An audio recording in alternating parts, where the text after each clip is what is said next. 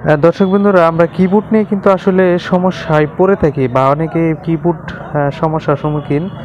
দেখেন এখানে আমার কাছে মোটামুটি 4টি কিবোর্ড রয়েছে। 4টির মধ্যে আস্তে আস্তে সেইগুলো কিন্তু 4টার মধ্যেই বিভিন্ন ধরনের সমস্যা, বিশেষ করে এই বাটনগুলো সেটি ময়লার কারণে হয়ে থাকে।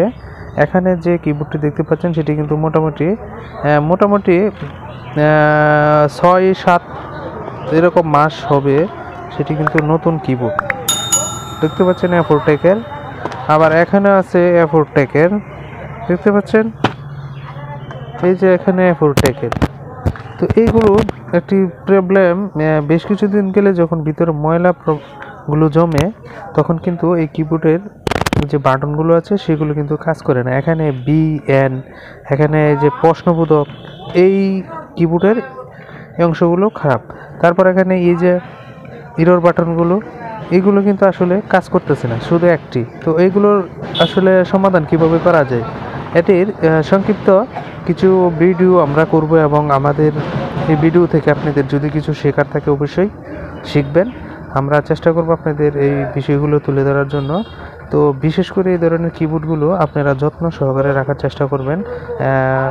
আমরা আসলে এখানে দেখতে পাচ্ছেন যে যেহেতু বাজারের আমরা দোকানের কাজ করে থাকি, অনেক সময় এগুলো যখন ফেলে রাখি তখন কিন্তু অনেক ধুলাবালু দেখতে পাচ্ছেন। এখানে কিন্তু ধুলাবালু, এই যে আমরা বিশেষ করে রাত্রে রেখে গেলাম, সকালে এসে দোকান খুলে দেখি যে অবস্থা। তো এই যে কাপড় তেনা রুমাল এগুলো দিয়ে রাখার পরে এরকম হয়। আর যদি কোনো অবস্থায় খোলা রাখা হয় তাহলে কি অবস্থা, এরকমভাবে আমাদের অনেকের সমস্যা হয়ে থাকে, বাড়িতে হোক বা যেখানেই রাখেন।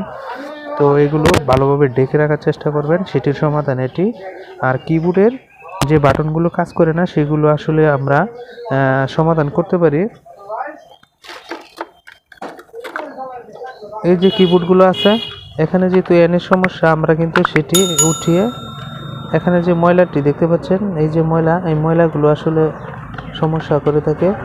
এই ময়লা আমরা কিবোর্ড লাগিয়ে দেখব সেটি এই যে বাটনে কাজ করে কিনা, কম্পিউটারে অনেক সময় দেখতে হয়। তো এরপরও যদি কাজ না হয় তারপর কিন্তু আমরা আসলে সেটি খুলে নিতে হবে, ঠিক আছে। তো এখানে কিবোর্ড করে 100% রিপেয়ার হবে কিনা সেটি আমি বলতে পারি না। এখানে আমরা কিছু কাজ দেখানোর চেষ্টা করলাম যে আসলে 100% ঠিক হওয়ার সম্ভাবনা খুবই কম।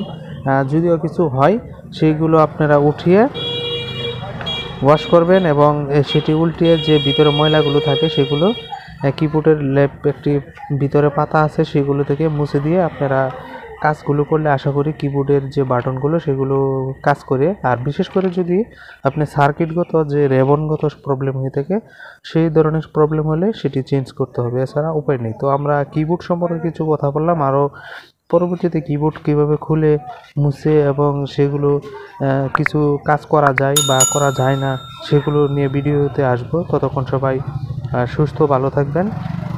আশা করি আমাদের ভিডিওর সাথে থাকবেন এবং চ্যানেলটি সাবস্ক্রাইব করে সঙ্গে থাকবেন। আর ভিডিওটি যদি আজকে ভালো লাগে অবশ্যই লাইক এবং শেয়ার করবেন।